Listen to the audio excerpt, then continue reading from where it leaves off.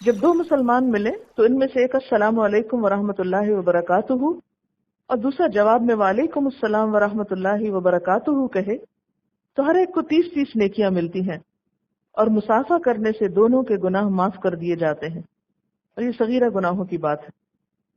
بخاری اور مسلم کی ایک اور حدیث ہے، فرشتے اس مسلمان پر تعجب کرتے ہیں جو مسلمان کے پاس سے گزرتا ہے اور اسے سلام نہیں کرتا۔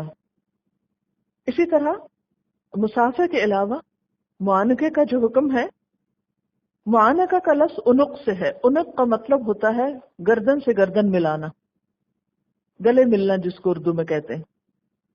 حضرت حسن اور حضرت حسین رضی اللہ تعالی عنہما دوڑتے ہوئے آپ صلی اللہ علیہ وسلم کی طرف آئے تو آپ نے ان دونوں کو گلے کے ساتھ لگا لیا۔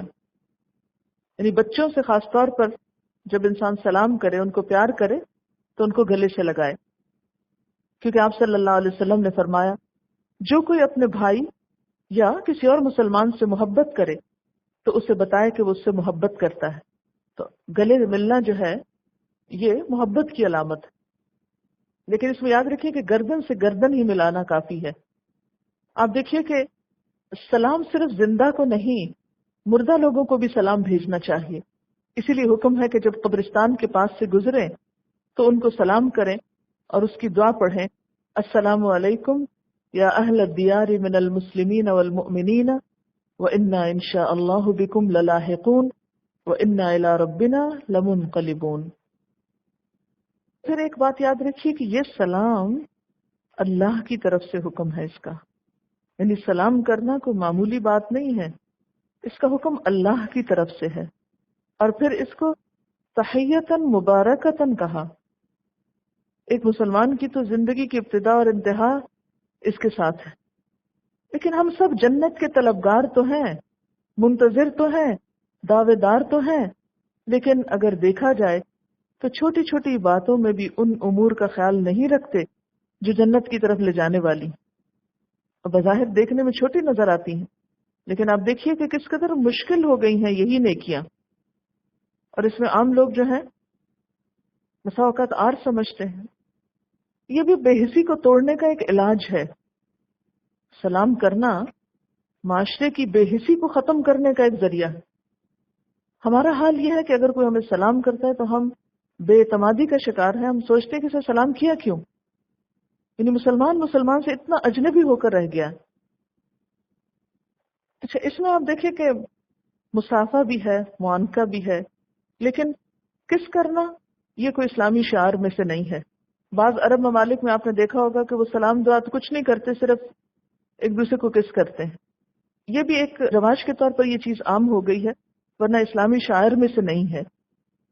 اور اسی طرح عید کے موقع پر خاص طور پر یہ لازم سمجھا جاتا ہے، ٹھیک ہے وہ ایک گریٹنگ کے لیے انسان تھوڑا زیادہ ویلکم کرتا ہے، لیکن وہ بھی کوئی سنت سے ثابت نہیں ہے کہ عید کے دن گلے ملنا کوئی سنت سے ثابت نہیں ہے۔ بسا اوقات ہمارے ہاں اسکولوں میں سلام بچوں کو چھڑا کر گڈ مارننگ اور گڈ ایوننگ کی تربیت دی جاتی ہے، اور جو بچہ ایسا نہ کہے اس کو باقاعدہ اسکولڈ کیا جاتا ہے۔ ان اللہ کان علی کل شیء حسیبا، بے شک اللہ ہر چیز کا حساب لینے والا ہے۔ کس بات کا حساب لے گا؟ کس کس نے عمل کیا، نمبر 1۔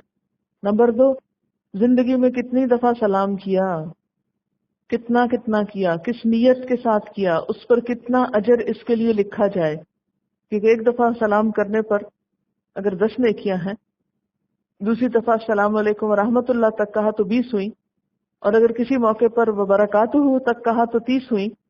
تو حسیبہ وہ حساب لگانے والا ہے کہ کس شخص نے اس عمل کے ذریعے کتنی نیکیاں کمائیں۔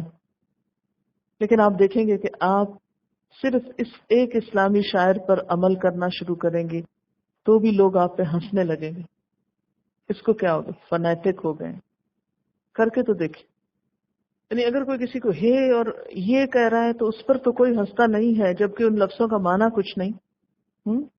لیکن اگر کوئی کسی کو دعا کرے تو یہ ہنسنے کی بات ہو گئی۔ اچھا، بعض لوگ تو باقاعدہ مذاق سا اڑا کر السلام علیکم، یعنی وہ لہجے میں ہی ایک طنزیہ سا انداز ہوتا ہے یا ہوٹنگ کا انداز ہوتا ہے، تو یہ بات بھی درست نہیں ہے، کیونکہ السلام اللہ کا نام ہے ادب ہی سے لینا چاہیے۔ آپ دیکھیے کہ حضور صلی اللہ علیہ وسلم نے جب یہ فرمایا کہ جس کو تم پہچانتے ہو جس کو نہیں پہچانتے، اور پھر یہ حکم کہ ہر ایک کو سلام کیا جائے، تو اس میں آپ دیکھیے کہ آپ کو اپنے سرونٹس تک کو سلام میں پہل کرنا ہوگی۔ یہ نہیں کہ آپ ان سے ایکسپیکٹ کریں کہ وہ آپ کو سلام کرے، اور اگر نہیں کرے تو ان کو ڈانٹے کہ سلام کیوں نہیں بولا۔ اور پھر آپ دیکھیے کہ سلام کرنے سے ایک دم وہ جو بیریئر ہوتے ہیں یا وہ جھجک ہوتی ہے یا وہ ایک پردہ سا حائل ہوتا ہے اجنبیت کا، وہ ہٹ جاتا ہے اور صحیح معنی میں ایک اسلامی بھائی چارہ سامنے آتا ہے۔ عام طور پر یہ سمجھا جاتا ہے کہ سلام جیسے گھر میں داخل ہونے کی بات ہے تو عموماً ہم اس وقت سلام کرتے ہیں جب ہمیں کوئی نظر آ رہا ہو۔ تو گھر میں داخل ہو کر کوئی نظر آئے یا نہ آئے، بلند آواز سے سلام کہنا چاہیے۔ اگر تو کوئی ہوگا اور سامنے نظر نہیں آ رہا تو اس کو پتہ چل جائے گا کہ آپ گھر پہ آ چکے ہیں، اور اگر وہ ہے نہیں، کوئی بھی نہیں ہے، تو فرشتے وغیرہ یا اور مخلوق اگر کوئی ہے وہاں تو وہ جواب دے گی۔ لیکن اللہ کا حکم ہے کہ گھر میں داخل ہوتے وقت سلام کرو۔